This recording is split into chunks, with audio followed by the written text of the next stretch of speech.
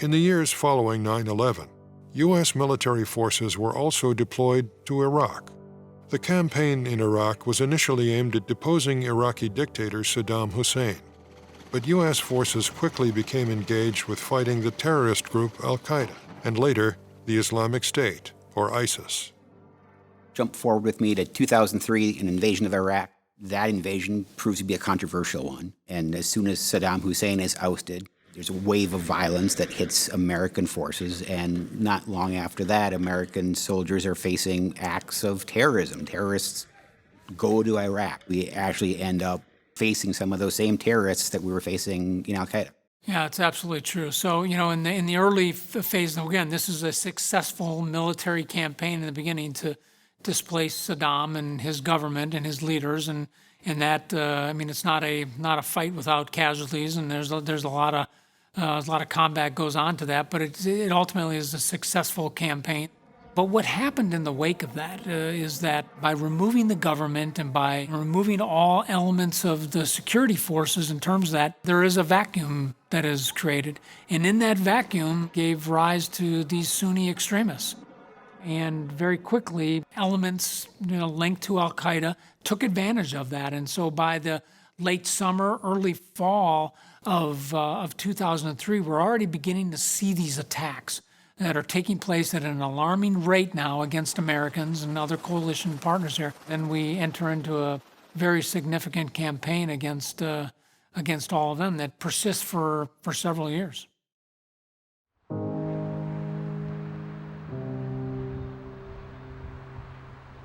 In 2003, a then Captain Patricia Baker was part of the initial invasion of Iraq as the commander of an aviation regiment. We were on a war footing. At first, you're eager and you're excited, and you're waiting to cross the border as you stage people and equipment in Kuwait. But then you cross the border and it's nothingness. You grow up a Minnesota farm kid.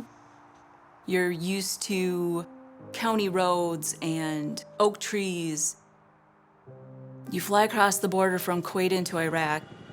You're flying in a helicopter a few hundred feet above the Iraqi desert.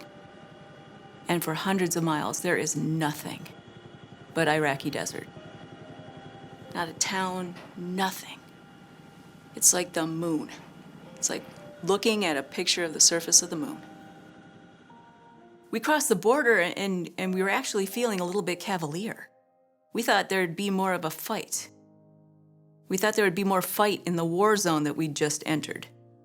But everywhere that we landed, things were abandoned. The military forces that we'd been briefed on for months were vacant, gone. Oh, we thought it was going to be a very short war. We were very convinced. The fight came, just not at first. Although the banner that was unfurled on that naval vessel declared success and kind of gave a sense of finality, exactly the opposite was true.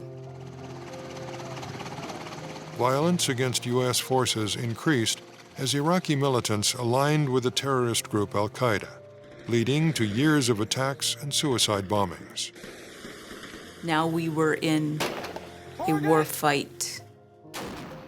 Every aircraft was filled with my fellow soldiers that needed to be time on target at a certain location in a military grid that I had to hit with my GPS with every airframe in my company at an exact time, because another wave of helicopters and another wave of helicopters and another wave of helicopters was going to be bringing in more and more soldiers to conduct that assault. We were in the fight and we were doing risky 4 a.m. type of air assaults, clearing towns and villages, sweeping out insurgents, and it was kinetic. It was door guns blazing. It ended up being 38. That was the total count for that year. 38 named battles and campaigns. Patricia Baker's deployment ended in 2004, after dozens of combat engagements and her unit's capture of deposed Iraqi dictator Saddam Hussein. It didn't end the war. It just made the news. I got back to Fort Hood, Texas in the third week of March 2004. And I was changed. I was 29, but when I came back, I could have passed as 50. I was different.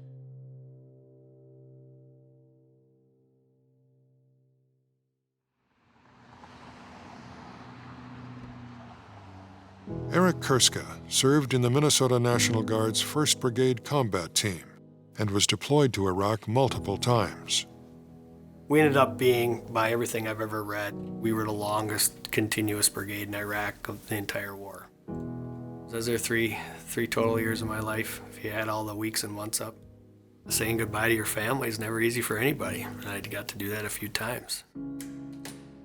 Eric was first deployed to Iraq during Operation Desert Storm and twice in the years following 9/11, including what he calls the long deployment.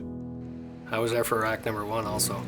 It was a tough environment. No phone calls, no showers, MREs, 3 meals a day for months straight. We just lived out in the desert. It was like something out of an old West movie, except we had tanks. So the first time, the Iraqi people loved us, the Shia in southern Iraq. They loved us. We interacted with them. There was no fear. There was no terrorism. And then in 2006, I found myself back in that same area, and I can't go see those tomato farmers because it's too dangerous. 17 months or 16 months, whatever, we stayed in country of fear. You know, it was a very lethal time. Every day got worse. The explosive form projectile was the most lethal weapon in the war in Iraq from 2003 until 2011. If you look at the statistics, what killed the most Americans, it was the EFP. It's an Iranian weapon that was employed in the Shia parts of Iraq, and it had a 90-some% casualty rate. It was a big problem, and it scared the hell out of everybody because there was no armor. It would go through an M1 tank. And our guys defeated it through using pencil and ruler and engineering paper. We knew we couldn't save the vehicle. We could have the EFP hit the vehicle where the people weren't. And that was our secret, and it worked for us. Eric's unit devised a method for operating their convoys to better protect against deadly, explosively formed penetrator weapons. Their innovation saved the lives of countless Minnesota soldiers. You can't beat Minnesota soldiers. I don't care what anybody says. It's got to be something in the water. I don't know what it is, but go back in history. Tell me I'm wrong.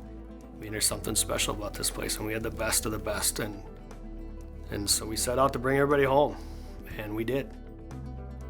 My best day was December 18th, 2011, when we got everybody out of Iraq alive.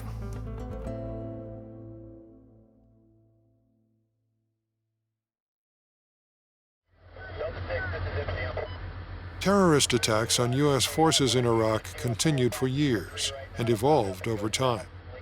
After the al-Qaeda insurgency, the Islamic State, or ISIS, arose to threaten the entire region.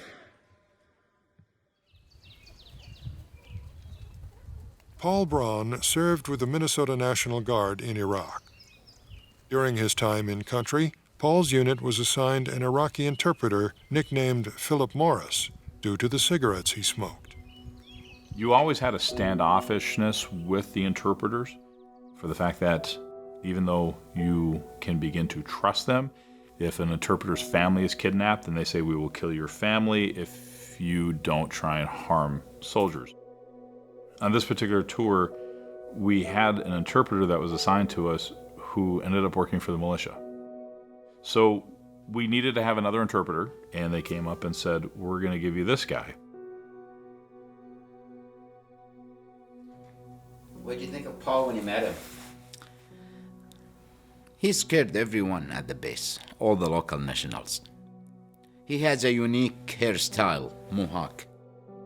And it's hard to tell if he's serious, mad, angry, or happy.